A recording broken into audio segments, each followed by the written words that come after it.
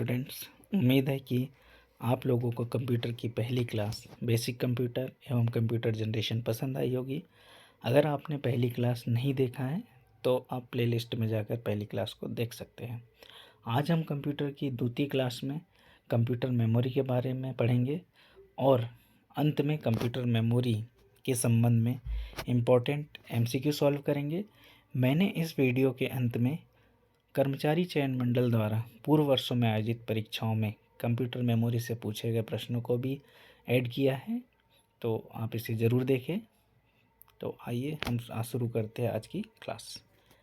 Computer memory. Computer memory जैसा कि नाम से स्पष्ट है, यह एक फिजिकल डिवाइस होती है जिसका उपयोग परमानेंट या स्थायी तौर पे या अस्थायी तौर पे डेटा, इंफॉर्मेशन और इंस्ट्रक्शंस को स्टोर करने के लिए किया जाता है। कंप्यूटर मेमोरी के बारे में पढ़ने से पहले हमें मेमोरी के मापन की इकाइयाँ को पढ़ना चाहिए, आवश्यक है यहाँ। जैसे कि फ्रेंड्स, हम ऑयल को मापने के लिए लीटर पैमाने का उपयोग करते हैं, शक्कर या अन्य पदार्थों को नापने के लिए किलोग्राम पैमाने का उपयोग करते हैं। इसी प्रकार से कंप्यूटर में भी मेमोरी मापन की इकाइयाँ होती हैं। हम सभी जानते हैं कि कंप्यूटर जो है वो 0-1 की लैंग्वेज समझता है, तो 0-1 के आधार पर ही इसकी इकाइयों को डिवाइड किया गया है।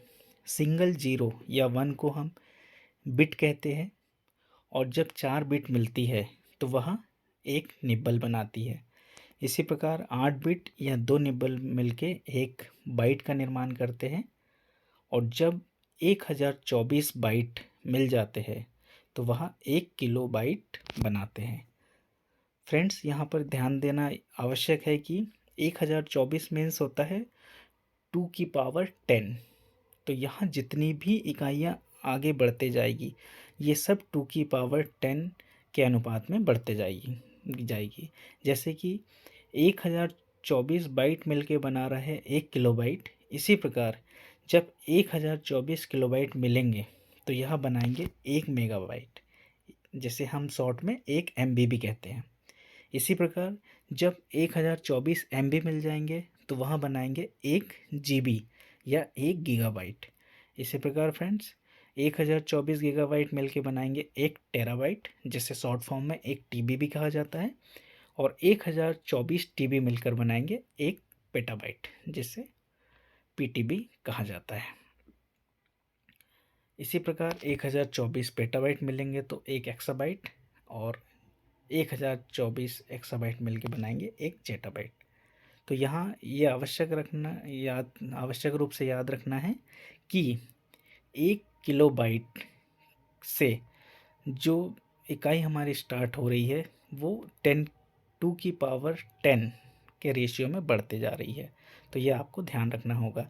इस स्क्रीन का आप स्क्रीनशॉट ले लीजिए, ये उपयोगी है, आपको बाद में काम आएगा। अब हम मेमोरी मापन की इकाइयों के बाद में मेमोरी के बारे में पढ़ते हैं। कंप्यूटर में साधारणतः 2 प्रकार की मेमोरी होती है, एक प्राइमरी मेमोरी, दूसरी सेकेंडरी मेमोरी। हम बारी बारी से दोनों के बारे में पढ़ेंगे। तो पहले हम पढ़ेंगे प्राइमरी मेमोरी के बारे में। प्राइमरी मेमोरी या प्राथमिक मेमोरी, यह कंप्यूटर की मुख्य मेमोरी के रूप में भी इसे जाना जाता है। यह कंप्यूटर की इंटरनल मेमोरी है। यहाँ यह याद रखना आवश्यक है कि कंप्यूटर में प्राइमरी मेमोरी और सेकेंडरी मेमोरी को और भी भागों में बांटा जा सकता है, जैसे इंटरनल मेमोरी और एक्सटर्नल मेमोरी। तो जो प्राइमरी मेमोरी है वह इंटरनल मेमोरी होती है, मतलब उसके अंदर होती है, और कुछ सेकेंडरी मेमोरी ऐसी होती है जो एक्सटर्नल भी होती है, जैसे बाहर से लगा के भी उसमें डेटा स्टोर किया जा सकता है। हम इसको समझेंगे, मैं उदाहरण के साथ आपको समझाऊंगा और आपको बहुत आसानी से ये चीज़ें समझ आ जाएगी। प्राइमरी मेमोरी जो होती है वह सेकेंडरी मेमोरी की तुलना में काफ़ी फास्ट होती है। इसमें डेटा ट्रांसफ़र रेट ज़्यादा होता है और बिना प्राइमरी मेमोरी के कोई भी कंप्यूटर कार्य नहीं कर सकता है। ये वेरी इम्पोर्टेंट है।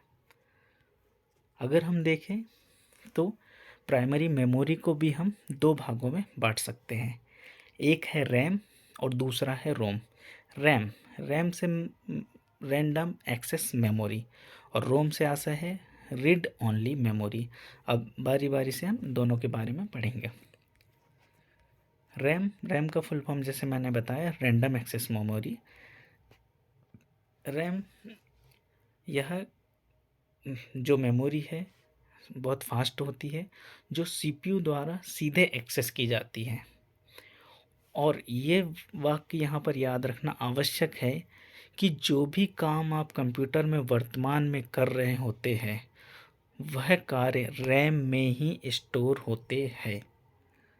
ऐसे क्वेश्चंस भी पूछे जाते हैं, तो ये आपको याद रखना है कि जब भी हम रियल टाइम पे काम करते हैं कंप्यूटर में तो वो सारे इंस्ट्रक्शन या डेटा रैम में स्टोर होते हैं।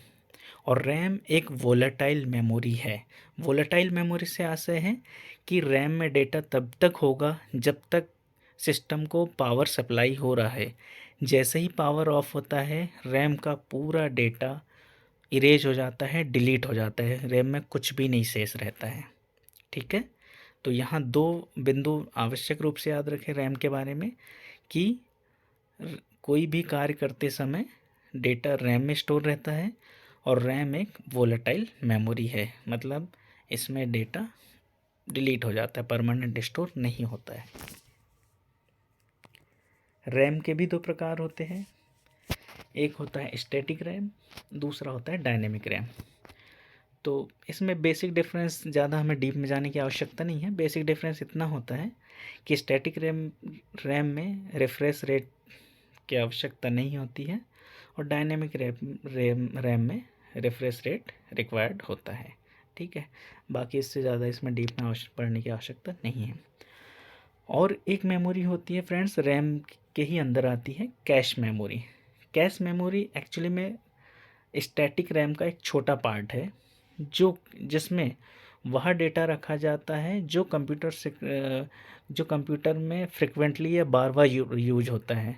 तो जब भी सीपीयू को उस डेटा की आवश्यकता होती है तो वो पहले कैश मेमोरी से उठा लेता है। कुल मिलाकर कैश मेमोरी का उपयोग कंप्यूटर की स्पीड बढ़ाने के लिए किया जाता है। तो कैश मेमोरी के बारे में भी कभी पूछा जाता है तो आपको याद रखना है कि ये स्टैटिक रैम का ही एक पार्ट होता है। अब हम रोम के बारे में पढ़ेंगे। हम प्राइमरी मेमोरी के पार्ट पढ़ रहे हैं, हमने पहले पढ़ा रोम, अब दूसरा पढ़ेंगे रोम। पहला पढ़ा रैम, अब पढ़ेंगे हम रोम। रोम रोम का फुल फॉर्म होता है रीड ओनली मेमोरी।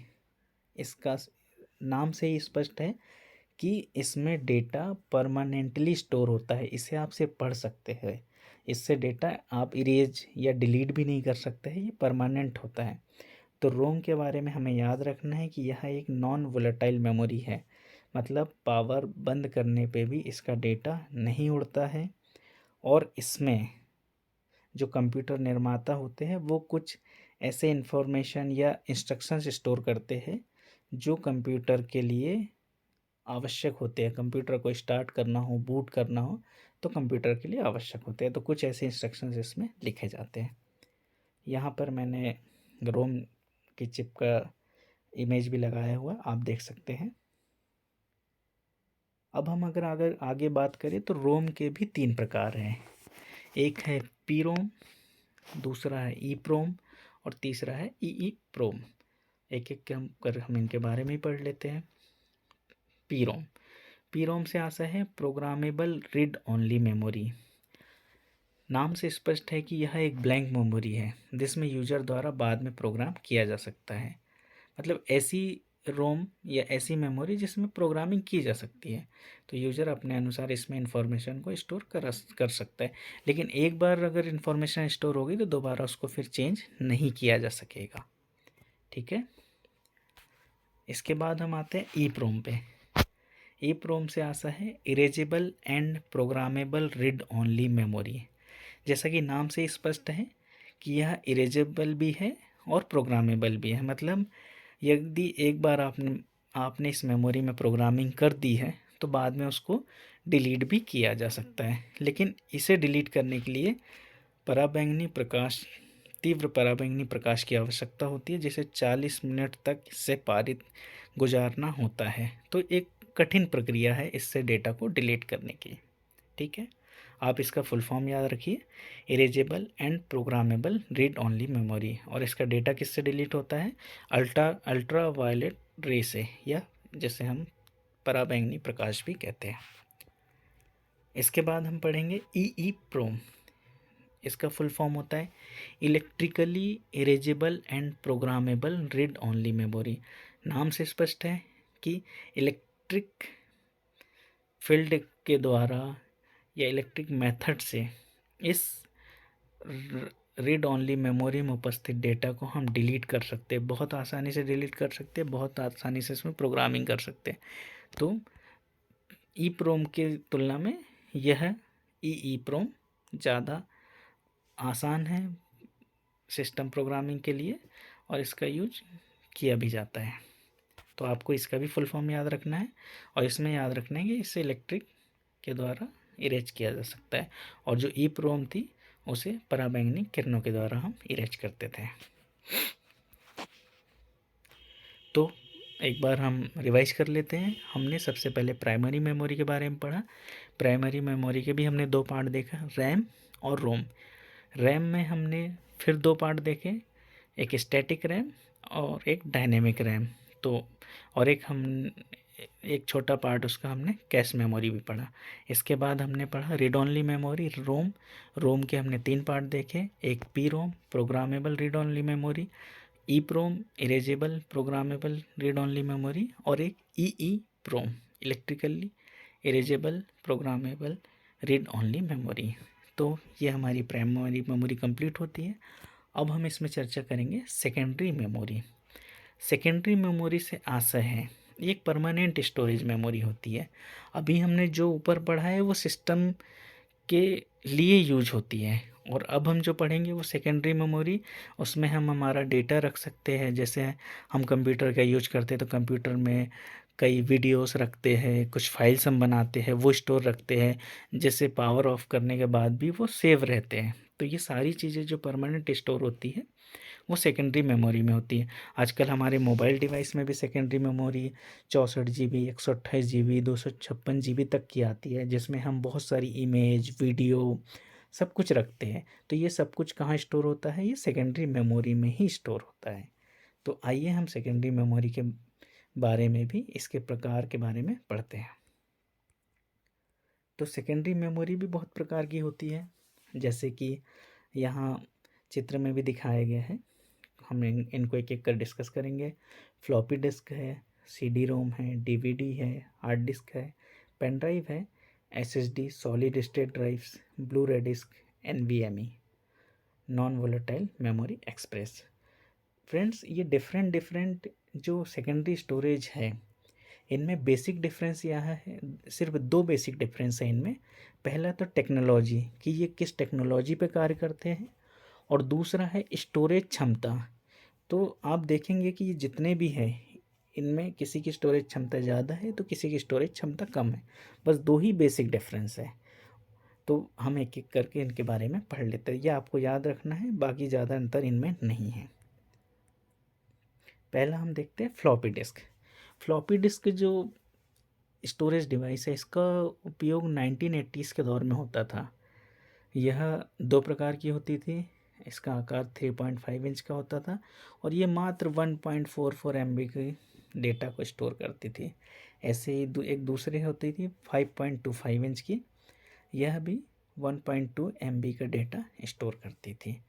और फ्लॉपी डिस्क को रीड करने के लिए एक फ्लॉपी डिस्क ड्राइव लगती थी, जैसे हम आजकल देखते हैं सीडी ड्राइव आती है, सेम वैसे ही फ्लॉपी डिस्क ड्राइव होती थी। लेकिन आजकल ये प्रचलित में नहीं है, इसका स्थान डीवीडी सीडी फ्लैश ड्राइव ने ले लिया है। यहाँ आप चित्र में देख सकते हैं फ्लॉपी डिस्क भी है ब्लैक कलर में, और फ्लॉपी डिस्क ड्राइव भी है जो उसे रीड करती है। ये अभी के समय में अनुपयोगी है, अब इसका उपयोग नहीं होता है। इसके बाद आते हैं हम कॉम्पैक्ट डिस्क सीडी। अगर आप लोगों को याद हो तो 2005 से लेकर 2015 के बीच में सीडी का बहुत उपयोग हुआ है कॉम्पैक्ट डिस्क का। लेकिन आज के समय में यह भी अब यूज नहीं होती है।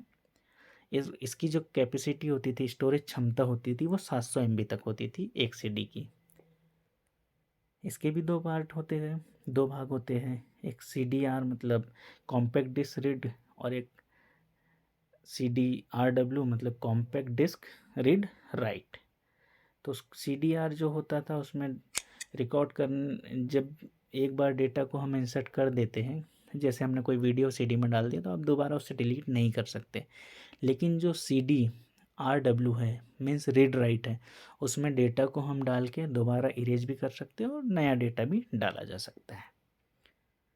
इसके बाद आपने DVD भी देखी होगी। DVD जिसकी कैपेसिटी 4.7 GB तक होती थी, मतलब CD की तुलना में ज़्यादा वो स्टोरेज क्षमता DVD की थी।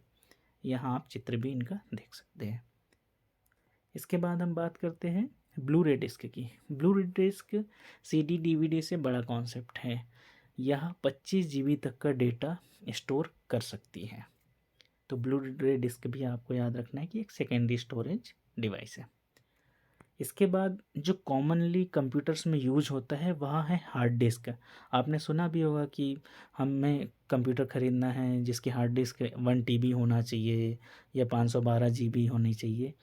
तो हार्ड डिस्क जो है वो सेकेंडरी स्टोरेज है कि हम उसमें कितना डेटा स्टोर कर सकते हैं, और इसकी क्षमता कितनी होती है डेटा स्टोर करने की, 256 GB, 500 GB, 1 TB, 2 TB, इस टाइप की इसकी क्षमता होती है। तो ये आप चित्र में देख सकते हैं कि किस टाइप की हार्ड डिस्क होती है। ये सभी कंप्यूटर सिस्टम के अंदर पाई जाती है। लेकिन समय बदलने के साथ ही अब हार्ड डिस्क का स्थान सॉलिड स्टेट डिस्क लेने लगी है। अब SSD का ज़माना आ गया। SSD हार्ड डिस्क की तुलना में ज़्यादा फास्ट है और ज़्यादा रिलायबल है। ऐसे ही फ्लैश ड्राइव भी एक सेकेंडरी स्टोरेज डिवाइस है। पेन ड्राइव आप सब लोगों ने देखा ही होगा। तो पेन ड्राइव ही फ्लैश ड्राइव है जो 1 GB, 2 GB, 4 GB, 8 GB, 16, 32, 64 GB की भंडारण क्षमताओं के साथ उपलब्ध है। तो फ्लैश ड्राइव का हम लोग हमारे जीवन में बहुतायत रूप से उपयोग कर रहे हैं डेटा ट्रांसफ़र करने में। इसके बाद हम बात करते हैं SD card, secure digital card. SD card friends, आप सब लोगों ने आज से 3-4 साल पहले मोबाइल में लगते थे छोटे छोटे कार्ड जिनकी स्टोरेज क्षमता 32 GB, 16 GB, 64 GB इस टाइप से हुआ करती थी। इसका बहुतायत रूप से उपयोग होता था। लेकिन अभी मोबाइल टेक्नोलॉजी में परिवर्तन के साथ ये कार्ड की टेक्नोलॉजी भी पुरानी हो गई है और अब इनका उपयोग नहीं होता है। बाय डिफ़ॉल्ट मोबाइल में ही स्टोरेज, सेकेंडरी स्टोरेज बहुत ज़्यादा आने लगे हैं।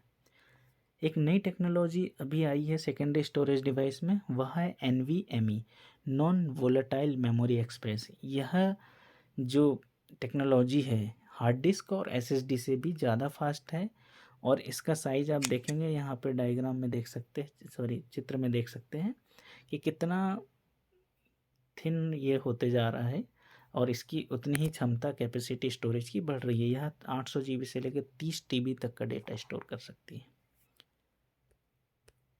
तो हमने प्राइमरी मेमोरी और सेकेंडरी मेमोरी के बारे में डिस्कस किया।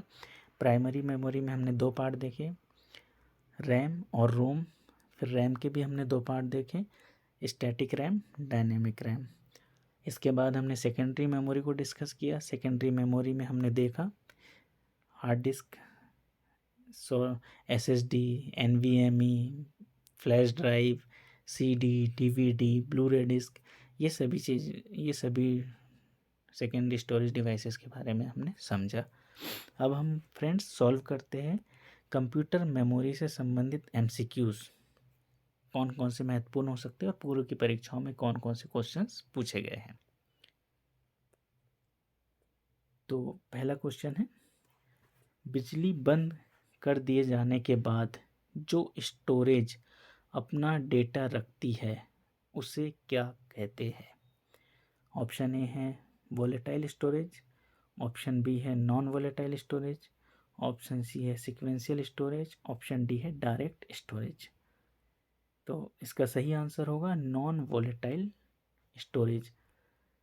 जब बिजली बंद भी कर हो जाए उसके बाद भी अगर आपका इस डेटा स्टोर रहता है तो उसे हम नॉन वोलेटाइल स्टोरेज कहते हैं, और डेटा यदि उड़ जाए तो हम उसे क्या कहते हैं, वोलेटाइल स्टोरेज।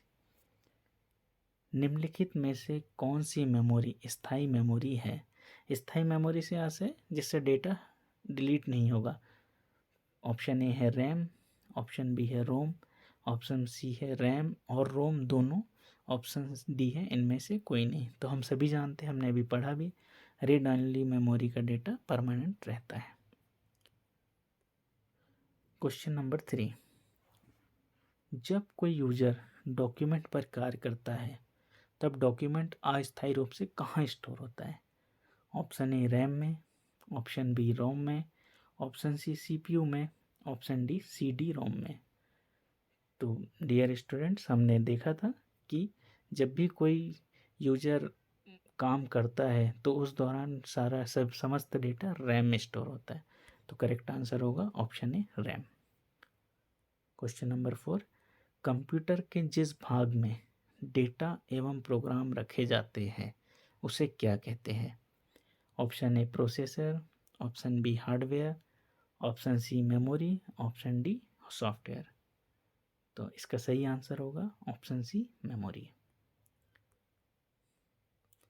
क्वेश्चन नंबर 5, किस मेमोरी में रखा डेटा बिजली जाते ही समाप्त हो जाता है? Option A floppy disk, option B hard disk, option C CD, option D RAM.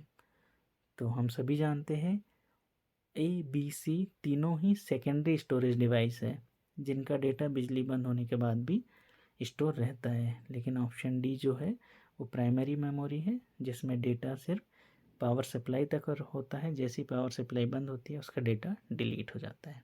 तो इसका करेक्ट आंसर होगा option D RAM.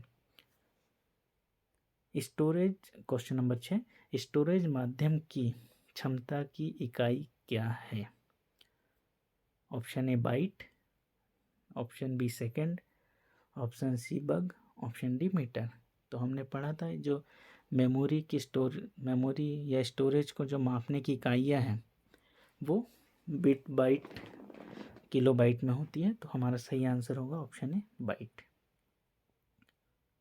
Question number 7, कितने मेगाबाइट से 1 गीगाबाइट बनता है? तो हमने चर्चा की थी कि 1024 MB, ऑप्शन ए इसमें देख ले, ऑप्शन ए है 1024 MB, option B 64 MB, option C 128 MB, option D 256 MB। तो इसका सही आंसर होगा 1024 MB। हमने डिस्कशन किया था इस संबंध में, और आप उस स्लाइड का स्क्रीनशॉट भी ले लें तो आपको आसानी से याद हो जाएगा। क्वेश्चन नंबर 8, कितने मेगाबाइट से 1 गीगाबाइट बनता है? तो फ्रेंड्स,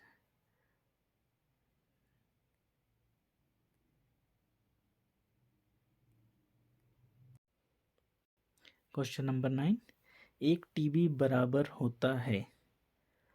हमने इसमें डिस्कस किया था, मैंने आप लोगों को बताया था कि जब भी मेमोरी इंक्रीज होती है, मेमोरी का साइज इंक्रीज होता है तो 2 की पावर 10 की रेशियो में इंक्रीज होता है। तो हम यहाँ ऑप्शन देखते हैं, 2 की पावर 10 बाइट, 2 की पावर 20 बाइट, 2 की पावर 30 बाइट, 2 की पावर 40 बाइट। तो अगर हम देखें तो 2 की पावर 10 बाइट मिलके बनाते हैं 1 किलोबाइट, फिर 2 की पावर 10 के भी मिलके बनाएंगे 1 मेगाबाइट, फिर 2 की पावर 10 मेगाबाइट मिलके बनाएंगे 1 गीगाबाइट, और 2 की पावर 10 गीगाबाइट मिलके बनाएंगे 1 TB, 1 टेराबाइट। तो इसका आशा है कि 2 की पावर 10 4 बार होगा, तो इसका करेक्ट आंसर होगा 2 की पावर 40। इसी प्रकार फ्रेंड्स, क्वेश्चन नंबर 10, 1 MB बराबर होता है।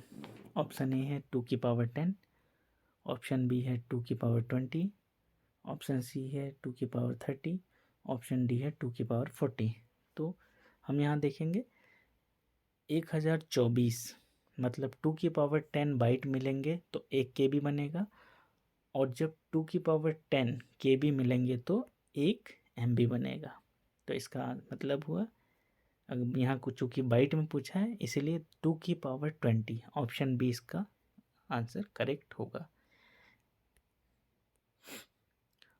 अब फ्रेंड्स मैंने यहाँ पर जो स्क्रीनशॉट्स लगाए हैं ये पीबी की परीक्षाओं में पूर्व में आयोजित परीक्षाओं के प्रश्न पत्रों के स्क्रीनशॉट है। ये से क्वेश्चन उनके प्रश्न पत्रों में पूर्व में पूछे गए हैं। आइए हम देखते हैं, निम्नलिखित में से किसमें सबसे ज़्यादा स्टोरेज होता है?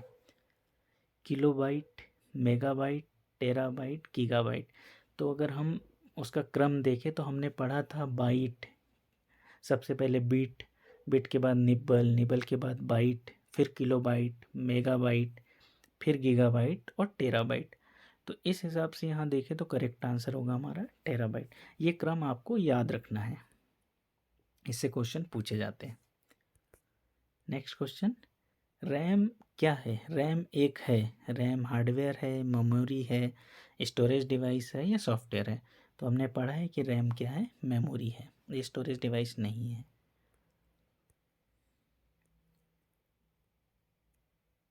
Next question, basic input output instruction,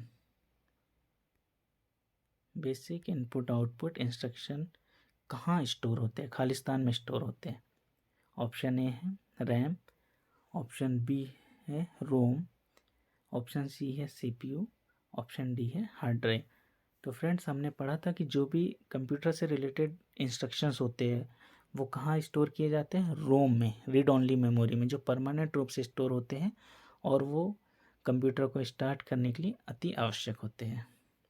तो यहाँ करेक्ट आंसर होगा read only memory.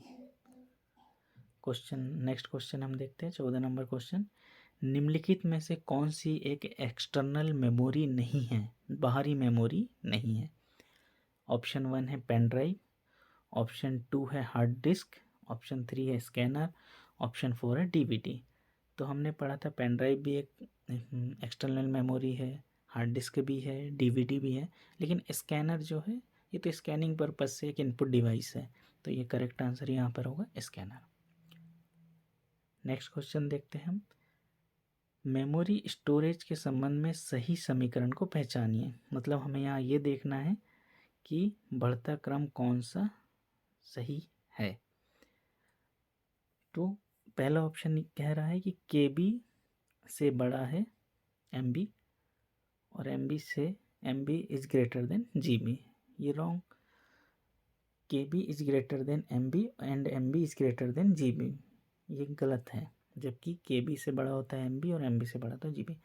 Second option है MB is less than KB, ये भी गलत है। Option 3 MB is greater than KB सही है, लेकिन सेकंड है कि KB is greater than GB, this is wrong. Option 4 KB is less than MB, right, MB is less than GB, इसका answer option number 4 correct answer है। ये आप screenshot देख लें, मेमोरी मापन इकाई मैंने जो ऊपर बताया है उससे आपको समझ आ जाएगा कि कौन सी इकाई बड़ी होती है, कौन सी इकाई छोटी होती है। नेक्स्ट क्वेश्चन, कैश मेमोरी सामान्य रूप से निम्न में से स्टोर होती है? तो हमने डिस्कस किया था कि ये कहाँ स्टोर होती है? स्टैटिक रैम में। तो स्टैटिक रैम का ये पार्ट है, तो SRAM इसका करेक्ट आंसर होगा। नेक्स्ट क्वेश्चन, कंप्यूटर में डेटा स्टोर करने के लिए निम्न में से किस फॉर्मेट का उपयोग किया जाता है? कंप्यूटर की पहली क्लास में हमने पढ़ा था कि कंप्यूटर में जो डेटा है वो किस फॉर्मेट में स्टोर होता है? बाइनरी नंबर में, 0 और 1 में। तो इसका करेक्ट आंसर होगा बाइनरी, फर्स्ट आंसर सही है। नेक्स्ट क्वेश्चन, निम्न में से क्या नॉन वोलेटाइल मेमोरी का उदाहरण नहीं है? पहला ऑप्शन है EEPROM, दूसरा है फ्लैश मेमोरी, तीसरा है SD रैम, चौथा है हार्ड डिस्क। EEPROM में एक नॉन वोलेटाइल मेमोरी है क्योंकि इसका डेटा पावर जाने के बाद भी सेव रहता है। फ्लैश मेमोरी से हमारा पेन ड्राइव है जिसमें भी डेटा स्टोर होता है, और हार्ड डिस्क तो स्टोरेज के लिए बना है। तो यहाँ पे H D RAM correct answer है। ये एक वोलेटाइल मेमोरी है, ये नॉन वोलेटाइल मेमोरी नहीं है, इसका डेटा पावर जाने के बाद उड़ जाता है। नेक्स्ट क्वेश्चन, निम्नलिखित में से कौन सा स्टोरेज डिवाइस का उदाहरण नहीं है? हार्ड डिस्क ड्राइव यह स्टोरेज डिवाइस का उदाहरण है। Mouse, next option floppy disk drive और सीडी ड्राइव। तो हम देख सकते हैं कि माउस जो है वो इनपुट डिवाइस है, बाकी सभी स्टोरेज डिवाइस है। तो इसका करेक्ट आंसर होगा mouse. Next question, ROM stands for, ROM का फुल फॉर्म क्या है? हमने पढ़ा है फ्रेंड्स, रीड ओनली मेमोरी इसका फुल फॉर्म है। ऑप्शन 1 इसका करेक्ट आंसर होगा। अगला क्वेश्चन, निम्नलिखित में से कौन डेटा की बड़ी मात्रा को स्टोर कर सकता है? ऑप्शन 1 सीडी, सीडी हमें पता है 700 MB तक स्टोर करता है। हार्ड डिस्क, हार्ड डिस्क की क्षमता 2 TB तक होती है। फ्लॉपी डिस्क 1.4 MB तक स्टोर करता है। और रैम, रैम तो एक वोलेटाइल मेमोरी है। तो यहाँ पे करेक्ट आंसर होगा हमारा option 2 hard disk. Next question, KB stand for, KB का पूर्ण रूप क्या है? तो हमने ये पढ़ा था, केबी का फुल फॉर्म होता है किलो बाइट। तो इसका आंसर क्वेश्चन नंबर 1 सही होगा। तो डियर फ्रेंड्स, ये थे आज के कंप्यूटर मेमोरी से संबंधित सवाल। और अगर इस सवाल में कोई, इन क्वेश्चंस में या फिर इस टॉपिक पर आपको कोई भी डाउट हो तो आप कमेंट बॉक्स में बताएं, मैं उन्हें सॉल्व करने की पूरी कोशिश करूंगा। और अगर आपको वीडियो अच्छा लगा हो तो वीडियो को लाइक और सब्सक्राइब ज़रूर करें हमारे चैनल को। मैं नेक्स्ट वीडियो के साथ जल्दी हाजिर होऊंगा। धन्यवाद, नमस्कार, जय हिंद।